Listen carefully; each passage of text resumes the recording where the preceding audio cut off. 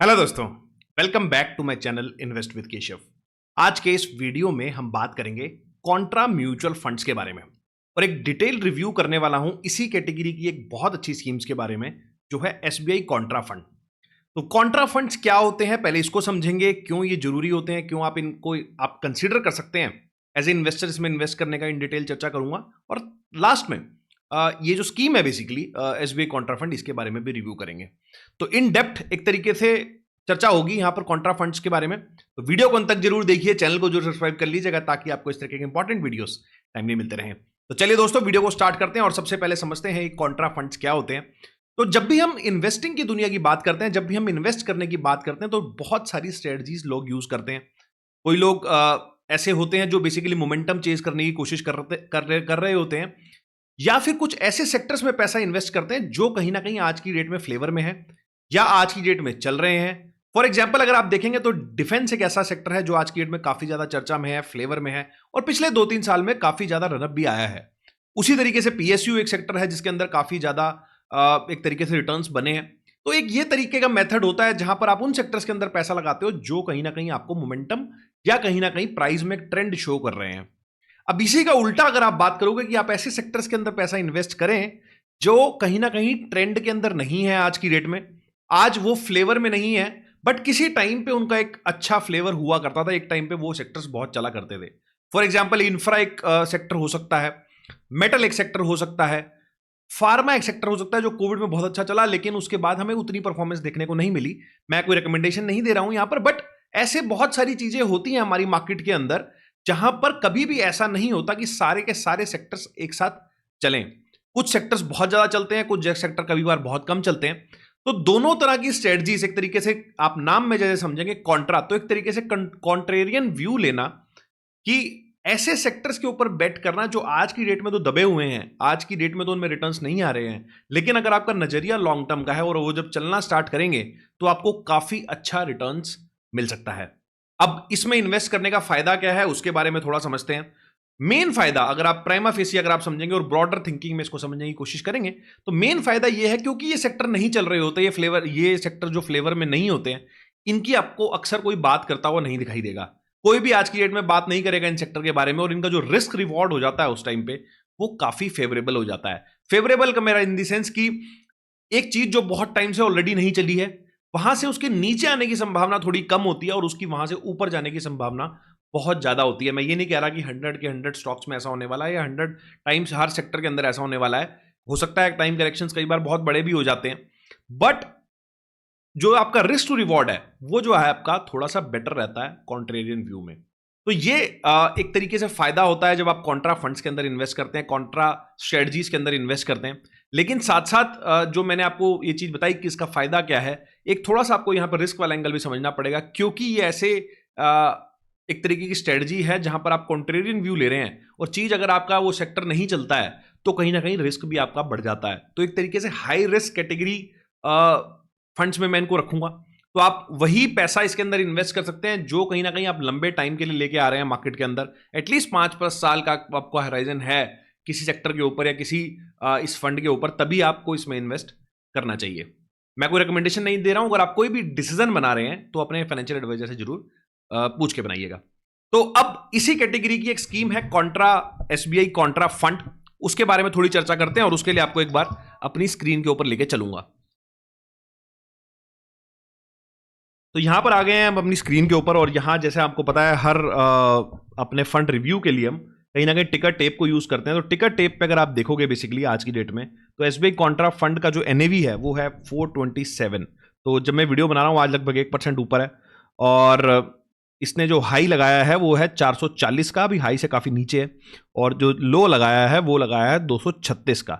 अब CAGR terms में अगर आप देखते हो तो 3 साल का जो सीएजीआर है वो लगभग 20% का है। 5 साल का अगर आप सीएजीआर देखोगे तो लगभग 28% का सीएजीआर इस फंड ने दिया है। वहीं अगर मैं मैक्स सीएजीआर की बात कर लूं, लगभग 13 साल होने जा रहे हैं इस फंड को, लगभग 16-17% का सीएजीआर यहां पर कॉन्ट्रा फंड ने निकाल के दिया है।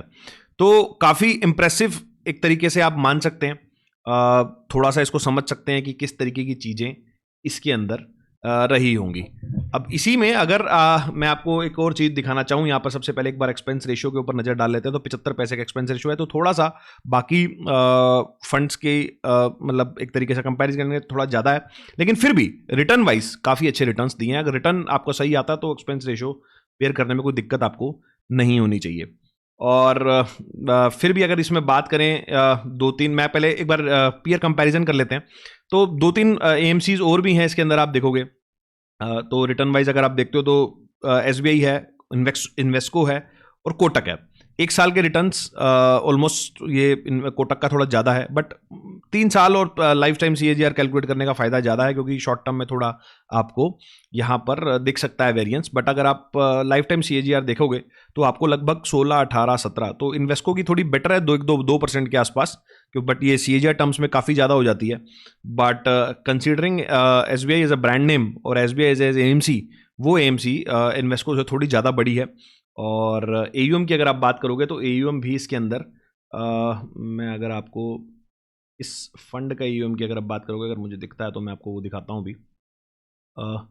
लगभग वैसे 8 लाख करोड़ रुपए तो कंपनी मैनेज कर रही है, और का एयूएम मुझे यहाँ नहीं दिख रहा है, बट मैं एक बार उसको भी आपको चेक करके बता दूंगा।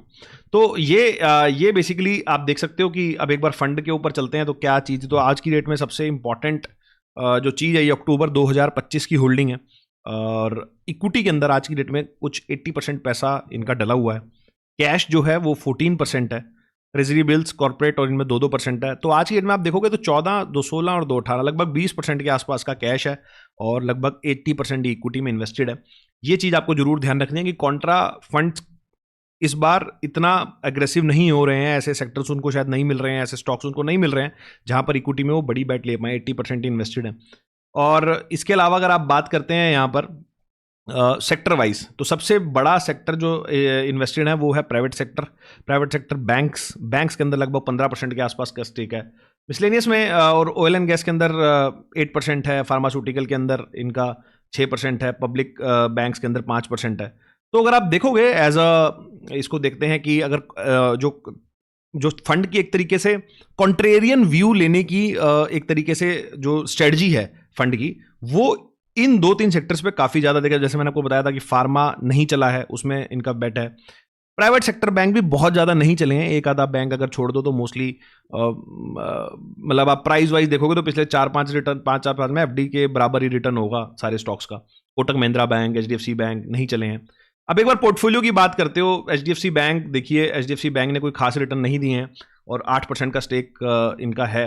रिलायंस के अंदर 6% है, टाटा स्टील 3% है, कोटक महिंद्रा बैंक लगभग 3% है। तो कंट्रेरियन बेट जैसा मैं आपको बोल रहा था वैसा आपको स्टॉक्स में देखने को भी मिल रहा होगा। आईटीसी एक बार 200 रुपये से 400 हुआ, लेकिन उसके बाद फिर वहीं घूम रहा है, वो भी स्टॉक के अंदर है। Punjab National Bank, Biocon, GAIL, Dabur, Torrent Pharma, Indus Tower, ICICI bank. तो बैंकिंग में लगभग सारे ही, आपने आईसीआईसी भी ले लिया, कोटक भी ले लिया और एचडीएफसी ले लिया, तो मोस्टली आपने बैंक निफ्टी तो लगभग 50% ले ही लिया है। भारतीय एयरटेल, तो ये सारे स्टॉक्स इन्होंने यहाँ पर लिए हुए हैं। और ओवरऑल कॉन्ट्रेरियन बेट में जैसा मैंने आपको बताया थोड़ा सा रिस्क ज़्यादा रहता है, बट आपको ये देखना पड़ेगा कि अगर आप लॉन्ग टर्म के लिए आप इन्वेस्टेड हैं तो इस तरीके से रिस्क, इस तरह का रिस्क अगर आप बेयर करने के लिए तैयार हैं तो कहीं ना कहीं आप अच्छा पैसा यहाँ पर कमा सकते हैं। अब इसके बाद अगर एक चीज़ आपको यहाँ पर और दिखाता हूँ, ये तीनों फंड आप देखिए, इसका थोड़ा सा हम यहाँ पर जो कंपैरिजन कर रहे हैं इसको थोड़ा लंबे टाइम में हम लेके जाते हैं। मैं इसको 2018 से कंपेयर करते हैं तो थोड़ा सा हमें बेटर समझ में आएगा। एक सेकेंड।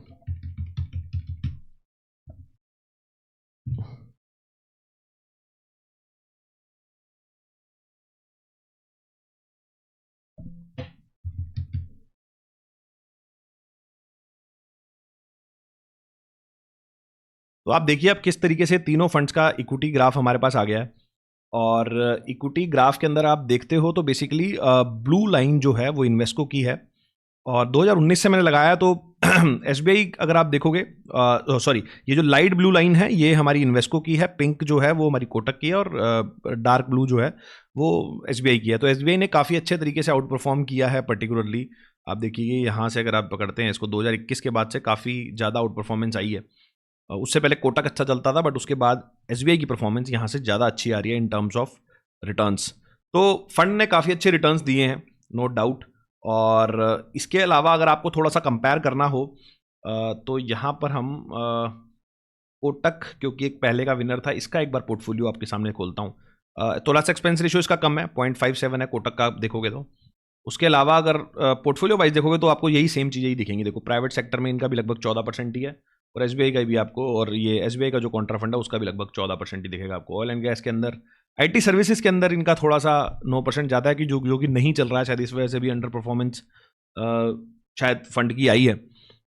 तो एसबीआई थोड़ा बेटर लग रहा है in comparison to Kotak. Kotak से अगर मैं कंपेयर करता हूँ तो आज के डेट में थोड़ा बेटर लग रहा है। तो आप इसको कंसीडर कर सकते हैं अगर आप एक तरीके से सोचते हैं कि अगर आप कहीं ना कहीं इस तरीके के फंड के अंदर पैसा डालना चाहते हैं, जो कहीं ना कहीं कॉन्ट्रेरियन व्यू आपको लेके देता है। अब यहाँ से अगर मैं आपको एक चीज़ और दिखाना चाहता हूँ, अगर वो ओपन हो जाती है तो मैं एक बार आपको ये लेके चलते हैं। यहाँ पर हम जाते हैं इक्विटी कैटेगरी के अंदर, और इक्विटी कैटेगरी के अंदर हम यहाँ पर कॉन्ट्रा फंड्स लगाएंगे। तो कॉन्ट्रा फंड्स में हमारे पास, मैं आपको एक दो फिल्टर्स यहाँ पर ऐड करके दिखाता हूँ, कि वो जो बेसिकली अपने ड्रॉडाउन्स वाले फिल्टर हैं। तो मैक्सिमम ड्रॉडाउन अगर आप देखते हो, ये बहुत इंपॉर्टेंट फिल्टर है। तो ये चीज़ अगर आप देखोगे यहाँ पर एसबीआई कॉन्ट्रा फंड के अंदर, तो एयूएम वाइज जैसे मैं अभी आपको बोल रहा था कि मैं आपको दिखाऊंगा, तो 49,000 करोड़ लगभग एसबीआई कॉन्ट्रा फंड के अंदर मैनेज हो रहा है, और इन्वेस्को इंडिया कॉन्ट्रा के अंदर 20,000 करोड़ मैनेज हो रहा है, और कोटक के अंदर लगभग 5। तो कोटक का एक तो फंड साइज भी काफ़ी छोटा ही है, तो ये चीज़ भी आपको जरूर ध्यान रखनी है। तो एसबीआई ही सबसे बड़ा फंड है in terms of AUM. Drawdown अगर आप देखोगे तो ड्रॉडाउन इसके थोड़े ज़्यादा है, मतलब आप देखो 44% का भी ड्रॉडाउन आपको यहाँ पर देखने को मिल जाता है। तो इस तरीके के ड्रॉडाउन से आप अगर जैसे मैं आपको बता रहा था कि रिस्क क्या है, तो रिस्क इसमें यही है कि आप ऑन लॉन्गर स्क्रेन, अगर 5 साल का सीएजीआर 21-22% का, लेकिन 44% के आपको ड्रॉडाउन भी देखने के लिए तैयार रहना है अगर इस तरीके के फंड्स के अंदर आप इन्वेस्ट कर रहे हो। क्योंकि बहुत लोग ये चीज़ सोच लेते हैं कि रिटर्न्स देख लेते हैं, ड्रॉडाउन्स नहीं देखते, रिस्क नहीं देखते। तो आपको रिस्क को भी देख के चलना है। तो अगर आप लॉन्गर टर्म नजरिया बनाते हैं, लॉन्गर टर्म का आपका व्यू है, तो इस तरीके के फंड्स को आप अपने पोर्टफोलियो का हिस्सा बना सकते हैं।